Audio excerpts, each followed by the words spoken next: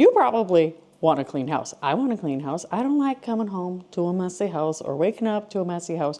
And that is why I'm so excited to be in the final stretch of the Cleared Out Challenge. I do have a couple things that need to go to the donation center, so we'll be doing that. I'm also decluttering my final spaces in this video. So clear it out along with me, and it is going to be so lovely. So every day I was decluttering. Now this very first clip that I'm going to show you is just of when I decided I was going to declutter the downloads folder on my computer. I often kind of use that as a working area, and I just throw stuff in there. So I need to go in and just remove a bunch of stuff. I am a few days going to actually do some photos on my phone as well, which is so handy.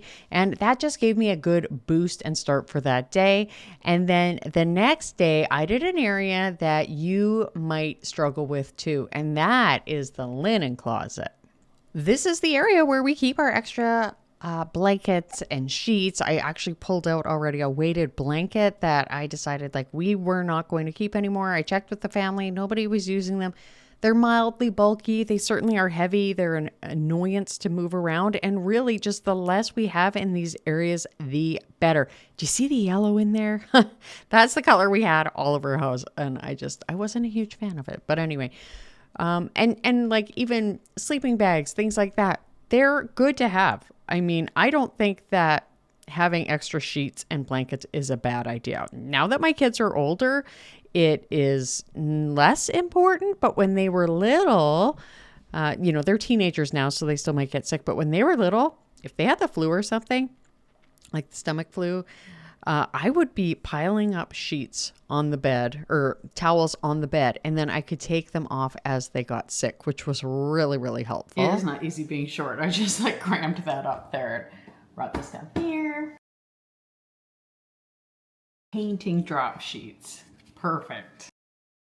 So when you're going through your areas, I'm going to give you a little system that I use in a bit, which I think you will find really helpful. But I like to first look at what is going on there and think like, what am I going to use? All of the things. And when it came to linen closets, ask yourself, do I need that extra stuff? Do I need sheets or blankets if we have family coming? Yes, you do. Unless you actually plan on like going around town and borrowing them or asking people to bring stuff, you're not going to want to ask your guests to bring their own sheets and stuff. I mean, maybe like sleeping bags and stuff for kids, but for us, we don't want that. We want our guests to feel welcome. So we want to have enough, like when my brother and his family come to visit.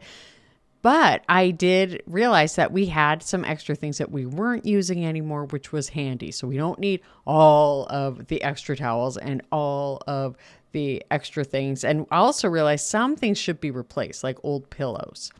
Now, the next area I tackled is my cookbook collection. So you could tell I was kind of starting to come to the less used areas, the hidden spots. And my cookbooks, I love cookbooks. And I used to give myself one every year at Christmas, but I decided I didn't need to do that all of the time because, of course, I am now a minimalist light person, so I only buy things I'm going to use. But I also realized I even had instructions in here.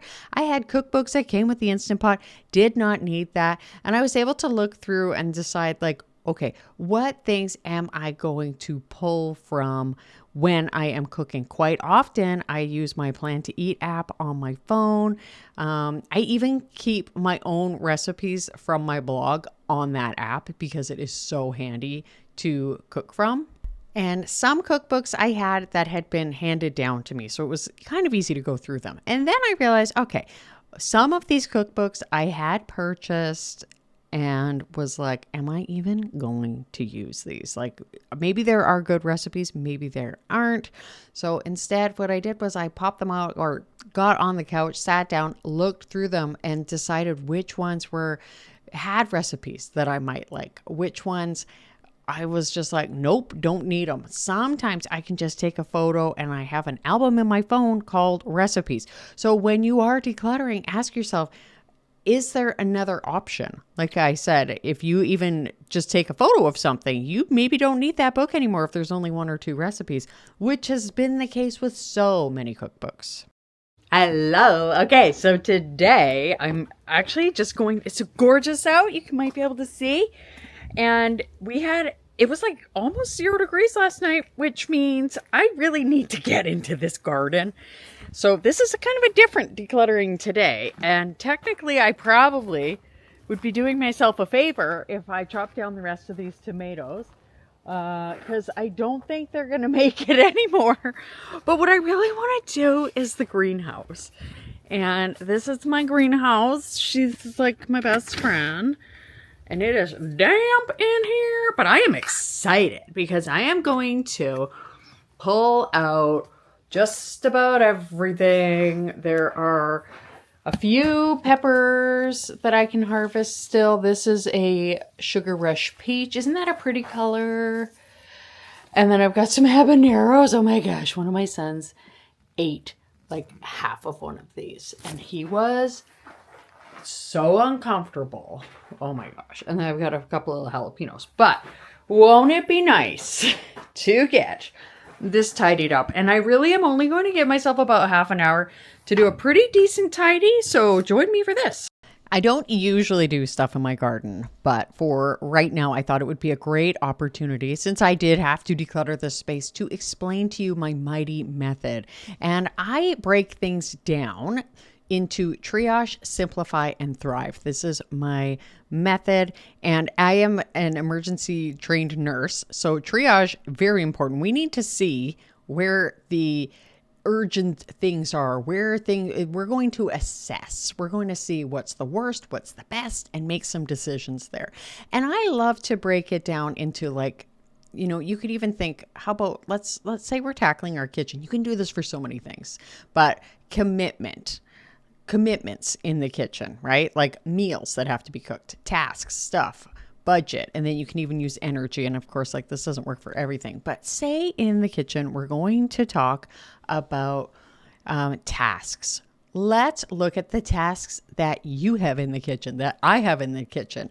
Number one, I need to be preparing meals. I also need to keep it clean. I also need to keep it organized, all of these things. So I can break all of the tasks down into the kitchen, like as big or as small as you want.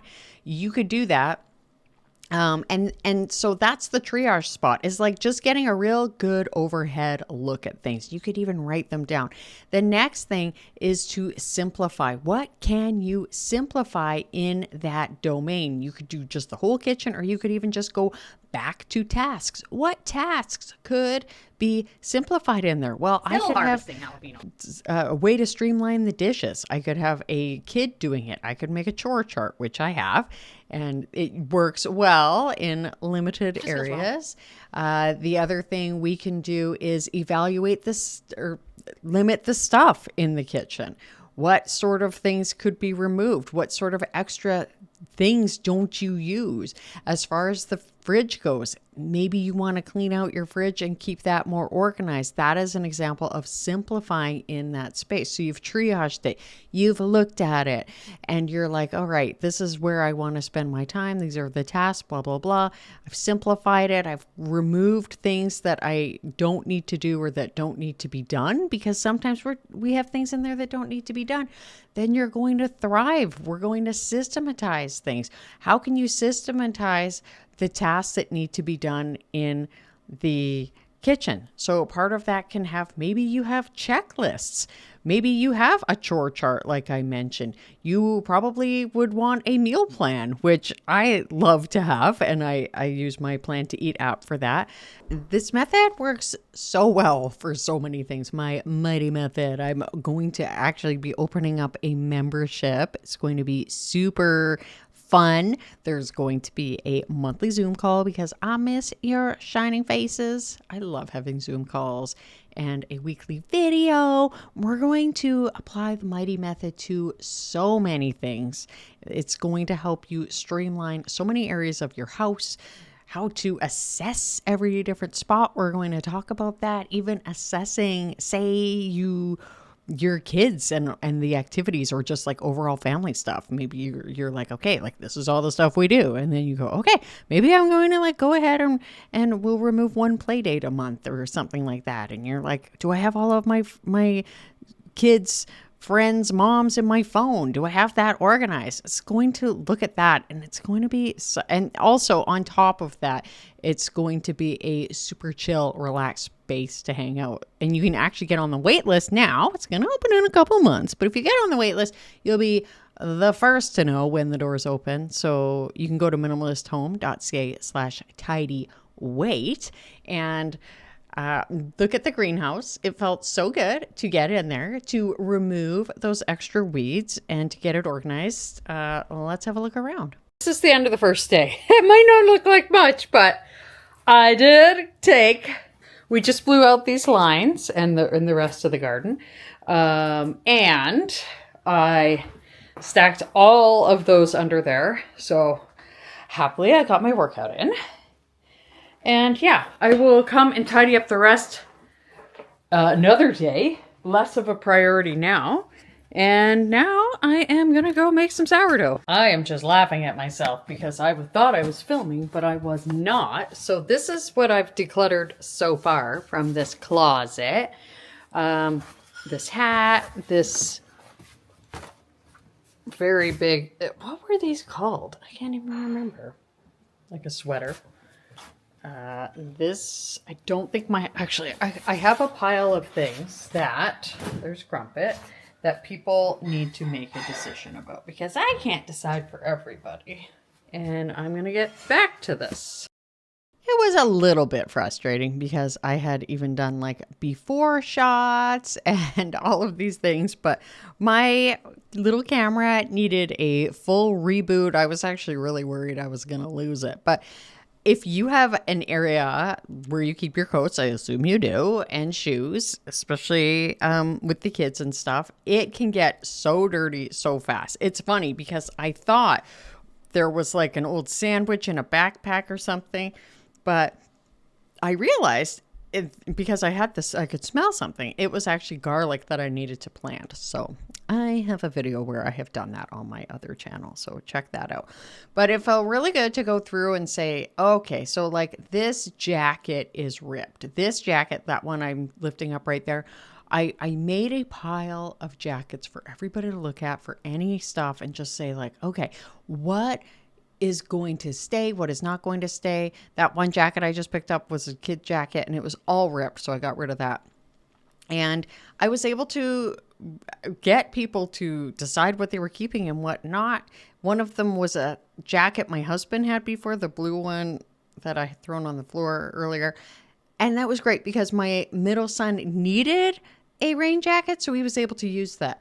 And I also store puzzles and things in this closet, and you can see those bags there. That's where the garlic was. I decided we were not keeping the puzzles. We are not a puzzle family, the garlic. I also we had a bunch of like Lego instruction manuals and they were ripped. And I was like, but why would we keep that? If we needed to rebuild the Lego, we could go ahead and find the instructions online. And that's one of the beautiful things about online, you know, say as much as you want for online stuff. It can be really handy. So just going through this area, it just felt like I was like old masks, old cloth masks. I was like, nope, getting rid of those. I thought, okay, I guess I'll keep a couple paper masks just in case, like if we have to go to the lab or something when we're sick. But other than that, it just felt really good to go through this area, go through the accessories, some hats that people wear and don't wear. Just so nice to get this space nice and tidied up and clean. Okay, so in my office, I have to first explain, I took this picture down to put up a Halloween one. And then these are my protein cookies I just bought on sale, and I hide them from my family because my protein candies, they don't understand that they're for mom and they're not even as good as regular cookies. Okay, so this is my office. Yikes. There are definitely things I know can go and other things that I can tidy up and organize. I'm super excited about that. And what's great is like you'll do stuff like this and you'll be amazed at how much you can get done with just a little bit of attention. So this is a storage space. So it's okay to have stuff in your storage space. Like, remember that. So I think sometimes we worry that there's a pressure to go full minimalist, as in keep nothing. And I don't know. I've never actually been to another minimalist house. I am minimalist light, right? I have my hobbies. You saw my greenhouse. I have, a kitchen that I love to cook in. I have a business and I have things that I need to keep for that in my office. And a lot of people, they worry that by starting to go through their things, they're going to have to get rid of everything. Those little hearts there, I made one Valentine's Day and I put them on each of my kids' door. And I guess I have just kept them, which I think I like to keep little things like that inside cupboards so that it's sort of hidden. But that's the point. We have these little storage spaces to store things that we use. And quite often, one of the reasons why we end up stuck with the piles of stuff on the kitchen counter and the and the crammed drawers and all of the things. I took off my sweater because I was getting hot.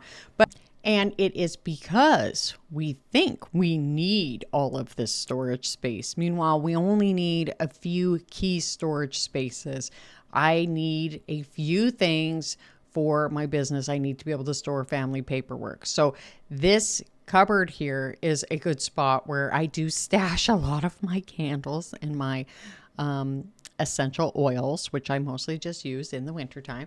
But it's nice to have a spot to keep things, right? You don't have to get rid of everything. A lot of people, they're worried that if they're going to go through things like that, how are you going to decide? Because you feel like, oh my gosh, there's going to be this pressure to literally get rid of everything. Meanwhile, that's actually not the case. You don't have to get rid of everything.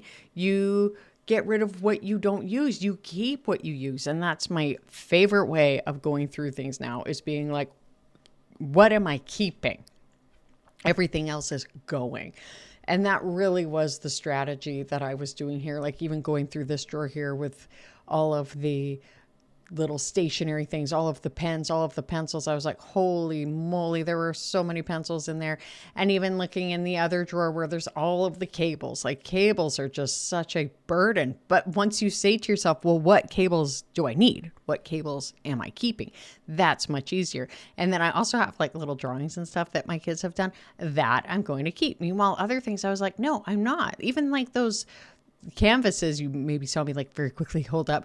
I don't use those. I'm not keeping them. It's much better for me to donate those to somebody else who actually will use them. How nice for them that they can go to our local thrift store and purchase them. And what's great, then the thrift store, they make some money and they can use it for our hospital, because that's like one of the thrift stores that I use. And it's really nice for that reason. I like that. I don't know if you caught that, but I do have a little secret stash of candy and cookie that I like to have. And also my son made me that very sweet YouTube placard when I hit, I think it was 50,000 subscribers. I can't remember, but so sweet. And how many binders do you have? How many books do you have that you don't need? Can you go through them and decide, like, am I going to have something replace this? Is this going to be mailed to me again? Do I need to keep, like I have seed catalogs, not going to come again. I can just declutter things. And the part of putting things back, organizing them, I love putting things back and just finding the perfect spot. And so it just feels so nice and so organized. All right, this is so much better. Oh, so much better, so much better. What is this? This goes with the other ones there. There we go. That's still messy looking, but it is actually kind of organized. That has lost its position as being a hiding spot. There we go. Isn't that so nice? Isn't it just so nice to have your house cleared out and lovely. This is the playlist for the Cleared Out Challenge. This is my full decluttering framework right there. Thank you so much. Stay tidy and mighty. I hope something great happens for you today, and I'll see you next time. Bye.